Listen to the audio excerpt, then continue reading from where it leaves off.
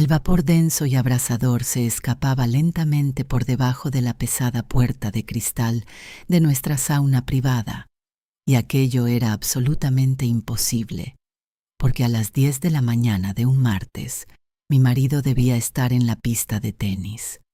Me llamo Eva, tengo 27 años, y hasta ese mismo segundo había estado completamente segura de que mi vida perfecta en un prestigioso barrio de Nueva Andalucía era un mecanismo impecablemente engrasado. Durante los últimos años había construido mi carrera como business coach y entrenadora en comunicación corporativa, ayudando cada día a altos directivos y fundadores de startups a superar el síndrome del impostor, establecer límites personales firmes y gestionar su inteligencia emocional. Mi rutina profesional consistía en interminables sesiones estratégicas por Zoom, viajes a grandes eventos de networking, como las ferias tecnológicas de Madrid, y el mantenimiento constante de la imagen de una especialista inquebrantable. Me ganaba la vida enseñando a otras personas a conservar el control de sus emociones en las crisis más duras, sin sospechar ni por un instante que mi propia vida matrimonial ya se había convertido desde hacía tiempo en una escenografía magistralmente construida. Mi marido y yo nos conocíamos desde hacía 5 años, 2 de ellos casados, y desde fuera nuestra relación parecía la encarnación perfecta del sueño mediterráneo. Él trabajaba como entrenador privado de tenis, atendiendo a clientes adinerados en los clubes deportivos más exclusivos de Marbella, desempeñando no solo el papel de entrenador, sino también el de mentor carismático para turistas ricos y empresarios locales. Su horario siempre había sido extremadamente inestable, dependiendo por completo de los caprichos de sus alumnos y de la disponibilidad de las pistas, lo que le daba una enorme libertad de movimientos y ventanas de tiempo libre, imposibles de controlar a mitad del día. Cada mañana, antes de salir, me besaba con ternura y me colmaba generosamente de las tradicionales palabras cariñosas españolas, llamándome su cielo o jurándome con intensidad que yo era mi vida. Y aquel hipnótico ritual lingüístico me hacía sentir en una seguridad absoluta e impenetrable. Aquella misma mañana fatídica, fui a mi entrenamiento habitual en el exclusivo gimnasio Premium de I/O, famoso por su diseño impecable, el uso de materiales naturales y esa atmósfera de total desconexión del mundo exterior. Estaba haciendo una carrera intensa en la cinta, cuando de repente el pie se me resbaló y caí con todo mi peso sobre el tobillo torcido, sintiendo como un dolor agudo y nauseabundo me atravesaba la pierna hasta la rodilla. El entrenador de guardia acudió de inmediato hacia mí, un joven por el que yo siempre había sentido cierta simpatía, y en lugar de limitarse a ponerme hielo, actuó con dureza y profesionalidad, colocando en mi extremidad una venda elástica especial para crear compresión y evitar que la hinchazón aumentara con rapidez. Aquel hombre me sostuvo con cuidado por la cintura, cargando parte de mi peso sobre sus hombros, mientras caminábamos hacia su coche, y después me llevó personalmente a casa, asegurándose de que pudiera llegar hasta la puerta. Fue precisamente por aquella lesión que regresé a nuestra villa, varias horas antes de lo habitual, bajando con dificultad y entre leves gemidos al nivel inferior de la casa, donde se encontraba la zona privada de spa con piscina cubierta. Al ver aquel vapor siniestro rompiendo el silencio de la mañana en la mansión vacía, me quedé inmóvil y luego mi mirada descendió lentamente hacia el frío suelo de baldosas frente a la entrada, donde yacían tiradas descuidadamente unas bragas rojas de encaje de otra mujer. Me sostenía sobre una sola pierna sana sintiendo el latido pesado en mi tobillo lesionado, y miraba sin apartar la vista aquel pedazo de tela escandaloso, sabiendo perfectamente que mi marido, a pesar de toda su romántica teatralidad, jamás en su vida me había regalado una lencería semejante.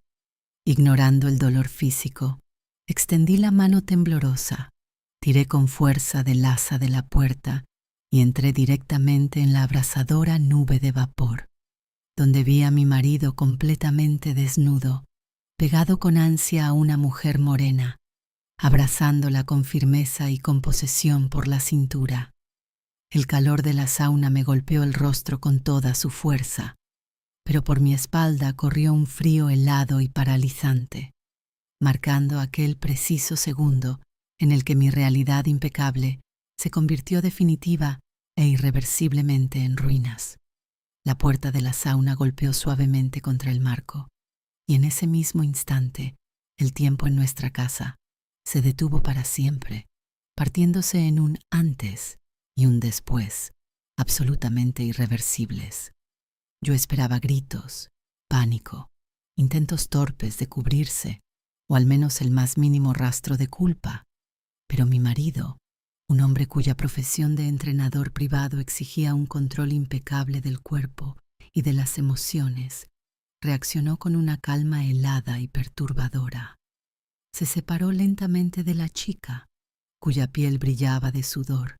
Se envolvió con descuido una toalla blanca alrededor de las caderas y avanzó hacia mí a través del vapor espeso, alzando las manos con un gesto tranquilizador, como si yo fuera una niña alterada que no entendía nada.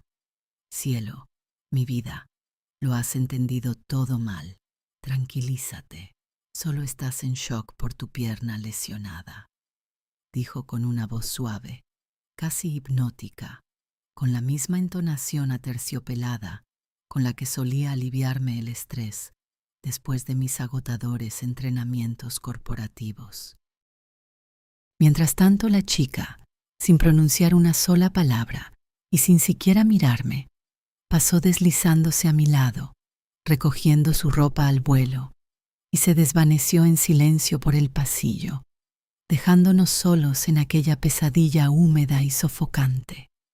Yo permanecía allí, apoyando el hombro sano contra la pared de cristal, sintiendo cómo el dolor punzante del ligamento desgarrado de mi tobillo se mezclaba con el vacío nauseabundo en el pecho, mientras él seguía construyendo su mentira con absoluta frialdad.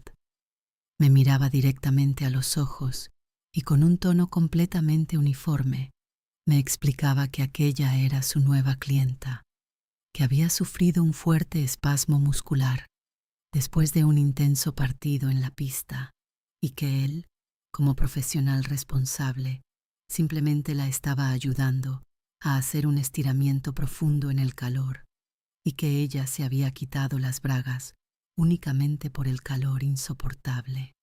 Era un caso clásico, de manual, de gaslighting, dirigido a sustituir la realidad y a invalidar mis sentimientos, ese mismo del que yo daba conferencias regularmente en mis formaciones empresariales. Pero escuchar aquellas justificaciones sucias y humillantes salir de la boca del hombre con quien había compartido la cama durante los últimos 5 años resultó físicamente insoportable. Los días siguientes se convirtieron en un infierno surrealista y viscoso, en el que mi propia casa, nuestra amplia villa bañada por el sol en Nueva Andalucía, se transformó para mí en una prisión opresiva. Mi pierna, fuertemente comprimida con la venda elástica que me había colocado aquel atento entrenador, latía con cada latido del corazón, recordándome lo vulnerable e indefensa que estaba físicamente.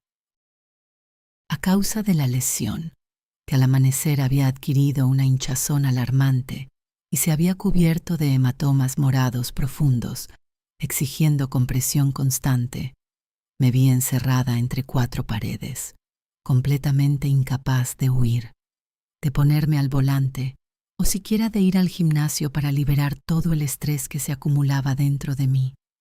Mi marido actuaba como si lo ocurrido en la sauna hubiese sido solo una rabieta ridícula y molesta de mi parte.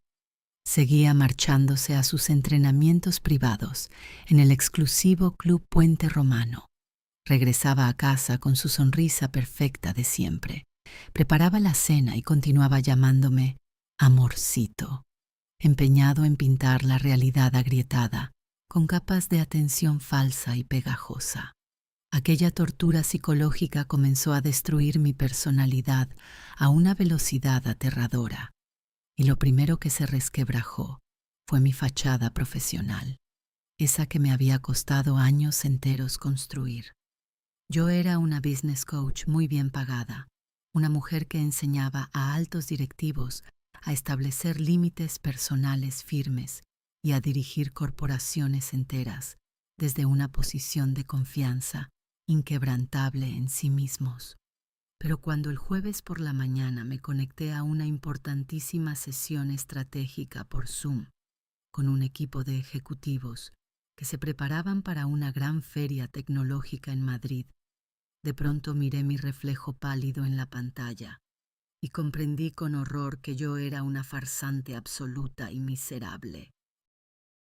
¿Cómo podía enseñar a otras personas a luchar contra el síndrome del impostor y a defender con firmeza sus intereses, si en ese mismo momento, en mi propia casa, mi marido estaba pisoteando mi dignidad y yo ni siquiera encontraba dentro de mí la fuerza moral para recoger sus cosas y echarlo por la puerta?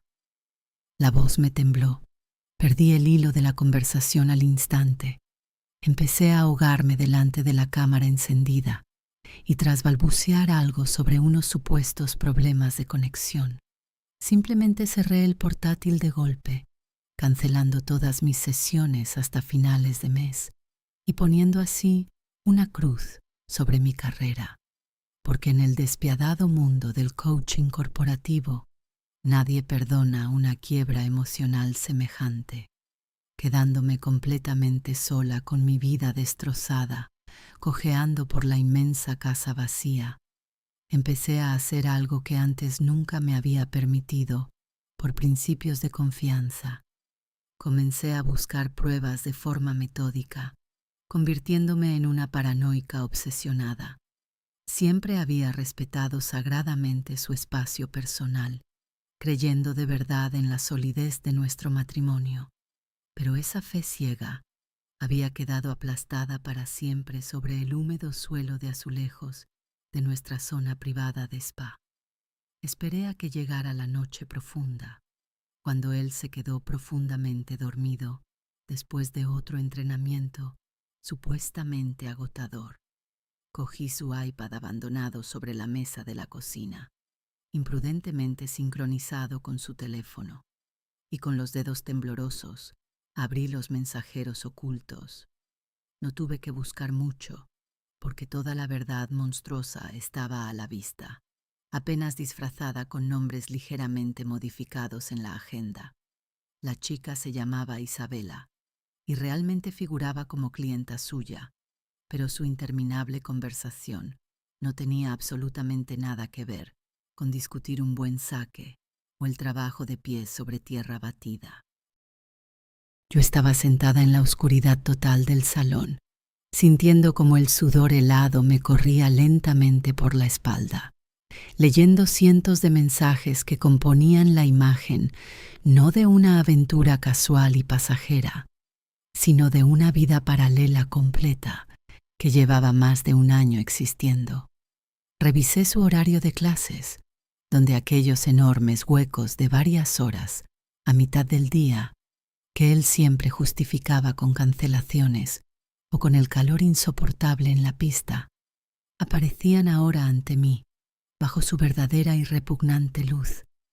Le enviaba fotos desde los mismos restaurantes de lujo a los que íbamos a celebrar nuestros aniversarios. Se quejaba regularmente de mí, llamándome una carierista fría obsesionada con sus aburridos entrenamientos, y le juraba que muy pronto resolvería la cuestión financiera de nuestro divorcio para que ya no tuvieran que seguir escondiéndose en las sombras. Cada mensaje que leía se sentía como un golpe físico brutal, arrancándome metódicamente los últimos restos de cordura y profanando todos los recuerdos felices que yo había guardado con tanto cuidado durante aquellos 5 años. Pero el descubrimiento más terrible y devastador, el golpe final que terminó de romperme aquella maldita noche, no fueron ni siquiera sus palabras mentirosas de amor hacia otra mujer, sino los detalles monstruosos de su repugnante conspiración conjunta. Al revisar los extractos detallados de nuestra cuenta bancaria común, a la que llegaban cada mes mis cuantiosos honorarios por mis consultorías empresariales y sus ingresos inestables del tenis, descubrí decenas de pagos regulares en costosas boutiques de lencería, hábilmente disfrazados como compras rutinarias de equipamiento deportivo en la tienda del club de tenis. Miraba aquellas cifras con horror, comprendiendo que cada vez que yo ingresaba dinero en nuestra cuenta, después de agotadores viajes de trabajo, estaba pagando con mis propias manos la escenografía de su vida secreta. Tratando de relacionar las fechas, regresé al chat con Isabela y de pronto me topé con un mensaje que ella le había enviado exactamente 1 hora antes de mi regreso inesperado, con el tobillo lesionado, desde el lujoso gimnasio T.I.O. He dejado mis encajes rojos justo en el paso hacia la sauna, escribió aquella chiquilla de 20 años, añadiendo descaradamente un emoji riéndose. Sinceramente espero que algún día tu esposa perfecta y correcta los encuentre de una vez, porque estoy mortalmente cansada de compartirte con esa idiota, aburrida y ciega. Mi pulso se detuvo cuando vi que él le había respondido apenas 1 minuto después. No te preocupes, mi vida. Está demasiado obsesionada consigo misma y siempre perdida en su trabajo, como para darse cuenta de cosas tan evidentes. Así que la sauna seguirá siendo solo nuestro lugar secreto. Mis pulmones se contrajeron violentamente, negándose por completo a aceptar el aire, porque en ese instante comprendí toda la profundidad de mi caída. No se trataba de un error estúpido, ni de una imprudencia casual, de una amante cegada por la pasión. Esa chica había dejado su ropa interior de manera absolutamente deliberada, queriendo humillarme dentro de mi propio territorio seguro, y mi marido, el hombre en cuya respiración yo había confiado ciegamente durante años, no solo lo sabía, se reía con arrogancia de mi fidelidad y de mi ceguera junto con ella. Me quedé sentada en el suelo frío, rodeada del lujo de diseño que habíamos construido con nuestros esfuerzos conjuntos, apretando la tableta entre las manos, con desesperación, y comprendí con absoluta claridad que toda mi vida anterior, mi carrera exitosa y mi matrimonio no habían sido más que una lamentable ilusión en la que a mí me habían reservado el papel de patrocinadora, cómoda e inconsciente para sus perversas diversiones. Pasaron varios meses interminables y muchitelne, que para mí se fundieron en una sola masa gris, espesa y pegajosa, donde cada nuevo día era absolutamente indistinguible del anterior y solo traía nuevos niveles de vacío interior. Mi brillante carrera como business coach quedó definitivamente destruida tras aquella crisis de pánico en directo y, al perder a todos mis grandes clientes corporativos, me convertí en un fantasma silencioso que vagaba sin rumbo por nuestra enorme casa en Nueva Andalucía. Corté por completo cualquier contacto social y dejé rotundamente de ir al exclusivo gimnasio TI/O en Marbella, que antes no era solo un lugar de entrenamiento para mí, sino el principal centro de networking y de vida social, porque la sola idea de volver a ese entorno me provocaba ataques de pánico asfixiantes y náuseas físicas.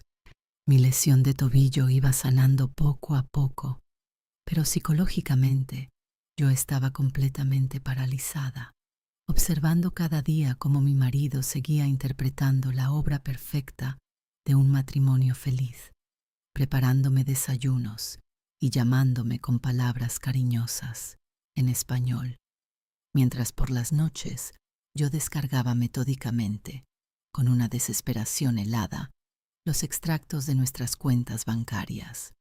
Con horror descubrí que en nuestra región regía por defecto el régimen de bienes gananciales, la llamada sociedad de gananciales, lo que significaba que todos mis honorarios, ganados con tanto esfuerzo y que durante años había transferido con confianza a la cuenta familiar común, ahora nos pertenecían legalmente a ambos por igual.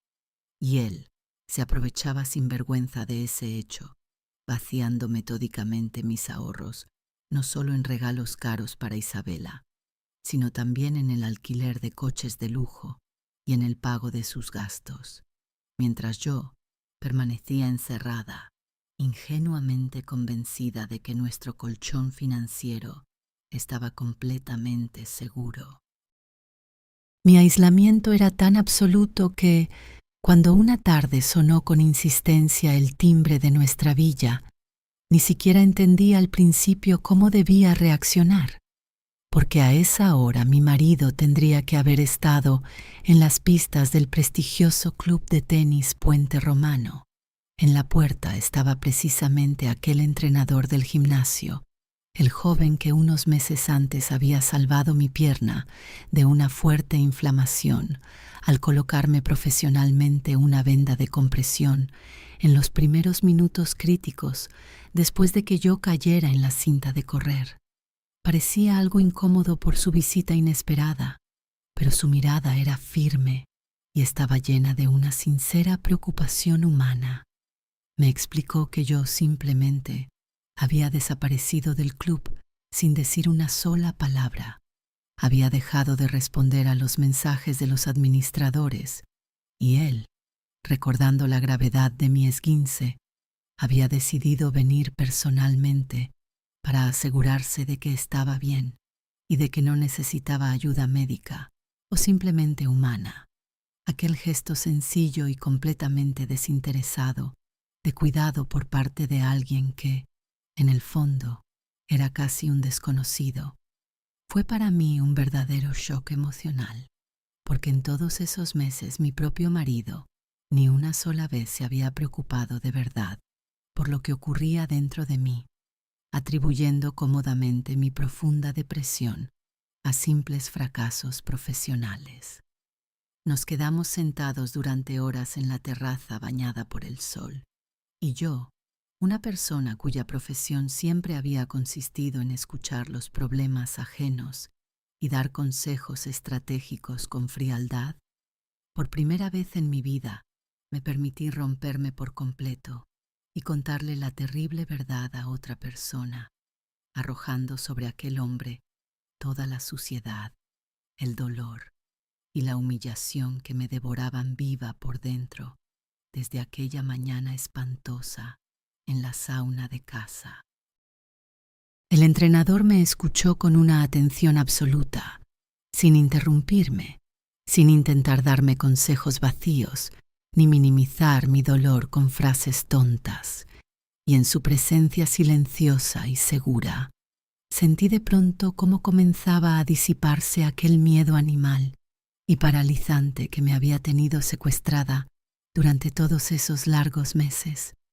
Fue precisamente entonces cuando nuestra conversación tomó un giro completamente inesperado y estremecedor, porque el entrenador, después de escuchar mi relato entrecortado sobre mi marido y su clienta Isabela, suspiró pesadamente y pronunció unas palabras que voltearon para siempre y sin remedio toda mi visión deformada del mundo. Resultó que el mundo del fitness de élite y de los clubes privados de tenis de Marbella era increíblemente pequeño, y aquello que yo consideraba mi vergonzoso secreto personal, desde hacía tiempo, ya era objeto de chismes sucios y burlones entre el personal de los establecimientos de lujo de toda la Costa del Sol. Con extrema cautela, escogiendo cada palabra, me explicó que mi marido nunca había sido ese entrenador demandado y exclusivo que intentaba parecer ante mis ojos enamorados. La mayor parte del tiempo ni siquiera entrenaba a jugadores profesionales, sino que utilizaba su estatus y su atractivo para iniciar aventuras con turistas ricas y aburridas. E Isabela era solo una más dentro de aquella interminable y repugnante noria de mentiras. Pero el golpe más brutal, el que atravesó mi pecho de lado a lado, fue enterarme de que mi querido esposo llevaba ya varias semanas consultando en secreto con abogados inmobiliarios locales, planeando utilizar nuestros enormes ahorros conjuntos para comprar una casa aparte, registrada a nombre de una empresa pantalla, de modo que, en caso de un divorcio inevitable, yo, su supuesta esposa quemada e inútil, me quedara absolutamente sin medios para vivir. Toda aquella tortura psicológica de meses, su falsa preocupación y sus teatrales intentos por mantenerme en un estado de profunda depresión medicada, no eran simplemente la cobardía banal de un infiel. Eran un plan financiero frío, calculado al detalle, pensado para adormecer por completo mi vigilancia y ganar el tiempo suficiente para sacar de las cuentas mi propio dinero. En el mismo instante en que mi mente comprendió por fin la magnitud de aquella monstruosa y calculada maniobra, algo dentro de mí se rompió para siempre con un crujido seco, pero en lugar de las lágrimas interminables, la desesperación miserable y el sofocante síndrome de víctima, apareció una furia absolutamente helada, cristalina y despiadada. Yo ya no era aquella mujer rota, perdida e ingenua que se ahogaba en llanto sobre el suelo de baldosas frente a unas braguitas rojas de encaje ajenas.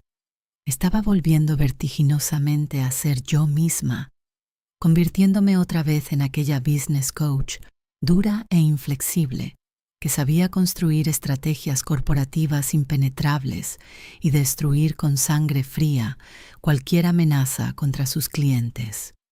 Después de que se marchara el entrenador, cuya humanidad y cuya verdad estremecedora se convirtieron para mí en el único salvavidas dentro de la pesadilla más oscura de mi vida, abrí por primera vez en muchos meses mi portátil de trabajo, no para releer obsesivamente las viejas conversaciones de los amantes, sino para ponerme en contacto con los mejores detectives privados de Marbella y con los abogados más agresivos y despiadados, especializados en divorcios complejos. Comprendía con absoluta claridad que no podía permitirme ni un solo error, ni siquiera el más pequeño. No podía derrumbarme en una histeria, ni montar un escándalo vulgar rompiendo platos, ni siquiera dejar ver con una mirada a mi marido, que ahora conocía hasta el último punto de su repugnante plan, porque ahora estábamos jugando a otro nivel. Lo que estaba en juego no era solo mi dignidad femenina brutalmente pisoteada, sino también mi futuro, mi dinero y toda la vida que ese bastardo hipócrita pensaba arrebatarme. Cerré con decisión todas las pestañas abiertas, borré con cuidado y meticulosidad el historial del navegador, me serví un vaso lleno de agua helada y por primera vez en todo aquel tiempo de sufrimiento sentí como mi pulso latía de manera completamente uniforme y segura, esperando tranquilamente a la noche, cuando mi marido regresara a casa después de sus entrenamientos, para recibirlo con mi sonrisa dócil de siempre, la que se convertiría en el inicio oficial del fin de su vida, perfecta e impune. El silencio que quedó suspendido en nuestra enorme casa después de que la puerta principal se cerrara de golpe tras él. Fue ensordecedor, pero ya no contenía ni una sola gota de miedo. Era el silencio de un territorio recuperado. Los 6 meses siguientes se convirtieron en una despiadada y fría trituradora jurídica, en la que por fin pude aplicar todas mis habilidades de gestión de crisis empresariales, solo que esta vez no tenía que salvar corporaciones ajenas, sino a mí misma. Mis abogados actuaron con precisión quirúrgica. Todos sus intentos de presentarme ante el tribunal como una mujer inestable y mentalmente enferma se hicieron añicos contra los sólidos informes de los detectives privados y los detallados extractos bancarios que demostraban la retirada deliberada de fondos comunes. El proceso de divorcio, bajo la ley española, lo dejó completamente vacío, porque el juez lo obligó a compensar hasta el último céntimo que había gastado en secreto en sus infidelidades y en la preparación de sus maniobras inmobiliarias. Pero el castigo más terrible para él no vino del juez, sino precisamente de la sociedad para la que tanto se había esforzado en construir su fachada brillante. El mundo del tenis de élite en Marbella resultó ser cruel y rencoroso. Cuando salieron a la luz los detalles de sus engaños y aventuras, los clubes respetables, incluido su adorado Puente Romano, le cerraron sus puertas de forma silenciosa pero definitiva, borrándolo para siempre de las listas de entrenadores para clientes adinerados. Se convirtió en un activo tóxico, en un hombre con el que ya nadie quería tener relación alguna. Y la joven amante, Isabela, desapareció de forma predecible en el mismo instante en que sus tarjetas de crédito bloqueadas dejaron de pagar su lujosa vida. Observé su caída sin regodeo, pero con la profunda y helada satisfacción de alguien que simplemente permitió que la gravedad hiciera su trabajo. Quedarme en nuestra antigua villa de Nueva Andalucía era físicamente insoportable. Esa casa, y sobre todo la planta inferior con la zona de spa, me parecía una zona radiactiva impregnada de mentiras y perfumes ajenos. La vendí en cuanto tuve la primera oportunidad, incluso rebajando un poco el precio, con tal de librarme cuanto antes de aquellas paredes, y me mudé a un apartamento luminoso y moderno, con vistas al mar, donde no existía ni un solo recuerdo de mi pasado.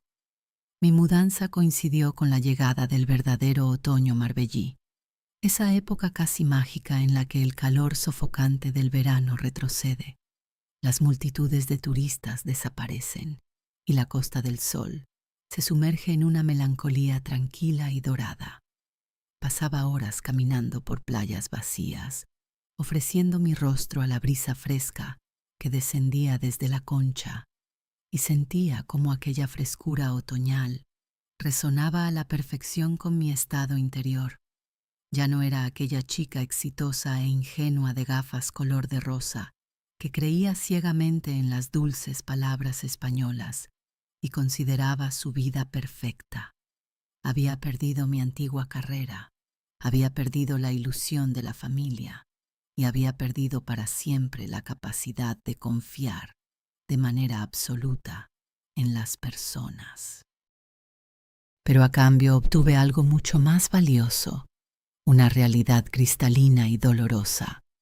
Mi carrera como coach también se transformó. Ya no podía enseñar con una sonrisa falsa a altos ejecutivos a pensar en positivo, pero empecé a asesorar a mujeres que habían sobrevivido a graves formas de violencia emocional y financiera dentro del matrimonio, utilizando mi propia fachada rota como la credencial más honesta y poderosa de todas. Y entonces, en mi nueva y silenciosa vida, volvió a aparecer él, el entrenador que una vez salvó mi tobillo lesionado y que después, sin siquiera darse cuenta, también salvó mi cordura. No nos lanzamos a un romance apasionado y cinematográfico, porque mi mente todavía parecía un campo arrasado y cualquier emoción brusca me provocaba un reflejo de rechazo, lleno de pánico. Nuestro acercamiento fue increíblemente lento, prudente y silencioso. Simplemente tomábamos café en los paseos marítimos de otoño, caminábamos durante horas y hablábamos de todo menos de tenis y estrategias corporativas. Él mostró una paciencia inmensa, casi inhumana, sin presionarme jamás, sin exigirme más de lo que yo podía dar, y lo más importante, nunca utilizó aquellas nauseabundas palabras empalagosas y diminutivas que todavía me hacían estremecerme de sudor frío. Comprendí que aquel martes maldito, al apretar mi tobillo con aquella venda firme, no solo detuvo la hinchazón física, se convirtió en ese torniquete emocional que meses después impidió que me desangrara por completo de dolor y desesperación. Poco a poco, milímetro a milímetro, empecé a permitirme apoyarme en él, aprendiendo de nuevo a dormirme en la misma cama con un hombre sin esperar que por la mañana me clavara un cuchillo en la espalda. Nuestro amor no se parece a una imagen bonita y brillante. Está construido sobre ruinas, conoce el precio de la verdad y está lleno del respeto profundo y sereno de dos adultos que entienden lo fácil que es destruir la vida de otra persona con un solo paso en falso. ¿Saben? Si ahora mismo están escuchando o leyendo mi historia y sienten dentro de ustedes ese mismo nudo pegajoso de sospecha, no lo ignoren. Lo más terrible de la traición no es el hecho de la infidelidad en sí, sino la forma magistral en que consiguen hacerles dudar de su propia cordura, mientras ustedes mismos pagan con sus manos la escenografía del espectáculo ajeno. Mi vida hoy es tranquila y a su manera feliz, pero mentiría si dijera que estoy completamente curada. Las cicatrices no desaparecen, simplemente dejan de doler cada día.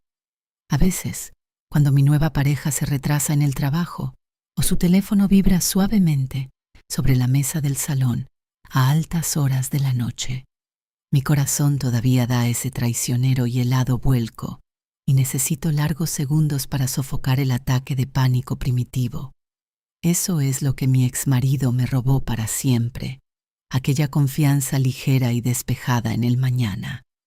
Y cada día me enfrento a la misma elección moral, permitir que ese miedo me mantenga encerrada en una armadura perpetua o arriesgarme otra vez, sabiendo lo devastadora que puede ser una caída. Yo elegí la vida, elegí el riesgo y elegí el amor, pero ahora siempre duermo con un ojo abierto. Y quizá, precisamente, eso sea lo que me hace verdaderamente libre.